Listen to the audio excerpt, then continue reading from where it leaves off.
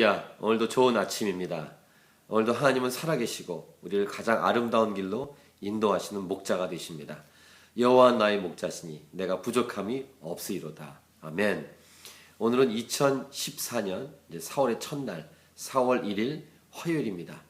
오늘 우리에게 주신 말씀은 사무엘상 26장 1절에서 12절. 주를 경외하는 사람은 원수를 갚지 않습니다. 이 다윗을 죽이려고 하는 사울을 죽일 수 있는 기회가 왔었죠. 엔게디 요새에서 그런 일이 있었습니다. 하지만 이 다윗은 하나님이 기름 부어 세운 왕을 자신의 손으로 죽일 수 없다라는 분명한 하나님의 주권을 인정하는 믿음이 있었습니다. 이제 오늘 본문에 이제 두 번째 다시 사울을 죽일 수 있는 기회가 또 찾아옵니다. 왜 이런 기회를 또 주셨을까? 하나님은 이 다윗을 또 한번 하나님을 경외하는지 테스트하고 싶었다고 믿습니다. 근데 이 테스트를 결론적으로 말하면 통과하죠. 하나님의 합격점에 이 다윗이 통과된 것입니다. 합격된 것입니다. 이런 이 사울을 죽일 수 있는 기회를 맞이했을 때 우리의 일반적인 상식적인 기준은 자기를 죽이려고 했고 자기를 해하려 한 사람인데 당연히 죽일 수 있는 기회가 오면 해하는 것이 맞지 않겠느냐 이렇게 말할 수도 있습니다. 이게 세상의 기준이죠. 사람의 상식적인 기준입니다. 성경은 그렇게 행동하는 것을 좋아하지 않으십니다.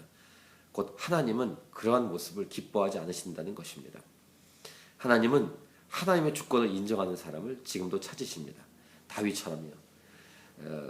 창세기 22장에 믿음의 조상인 아브라함, 이 아브라함이 믿음이 시작되어서 고군분투하고 좌충우돌하면서 성장하고 성숙하다가 창세기 22장은 어떤 모습을 보여줍니까?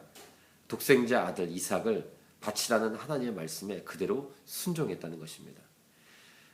그냥 신용만 하고 연기처럼 하라는 것이 아니라 실제로 바치라고 한 것입니다.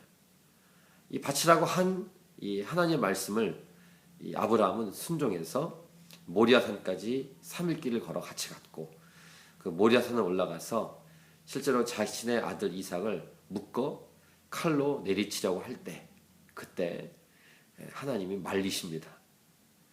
그리고 뭐라고 말씀하십니까? 이제야 네가 하나님 나를 경외한 것을 알겠다라고 말씀하시죠.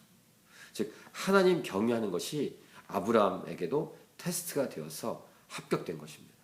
이 다윗도 이런 두 번에 걸쳐서 하나님을 경외하는 것이 합격되었다는 것입니다. 근데 그런 이 상황을 잠깐 묵상해 보면 함께 갔던 이 군대 장관 아비새의 말을 잠깐 들어보시기 바랍니다. 8절입니다. 아비새가 다윗에게 이르되 하나님이 오늘 당신의 원수를 당신의 손에 넘기셨나이다. 그러므로 청하오니 내가 창으로 그를 찔러서 단번에 땅에 꽂게 하소서. 내가 그를 2번 찌를 것이 없으리이다 하니. 이런 상황과 환경이 주어지면 덥석 물고 싶은 것이 인간의 마음이죠. 특별히 자신을 괴롭히는 존재, 상황, 어떤 이유가 제거되는 상황이니 얼마나 좋겠습니까? 근데 그것보다 다윗은 우선적인 것이 앞에 말씀드린 것처럼 하나님의 주권이었다는 것입니다. 그래서 9절 보시면 다윗이 아비새에게 이르되 죽이지 말라. 누구든지 손을 들어 여호와의 기름 부음 받은 자를 치면 죄가 없겠느냐 하고 이렇게 다윗은 고백했습니다. 이 모습이 저와 여러분의 모습이길 원합니다. 혹시 어려움이 있으십니까? 혹시 여러분을 괴롭혔던 사람들, 지금도 괴롭히는 사람들이 있습니까? 그 사람에 대해서 어렵고 힘들지만 하나님께 기도하면서 하나님의 지혜를 구하시길 바랍니다. 원수 갚는 것은 보복하는 것은 하나님의 뜻이 아닙니다. 원수 갚는 것은 하나님이 하시는 일입니다. 기도하고 무릎 꿇을 때 하나님이 처리해 주십니다.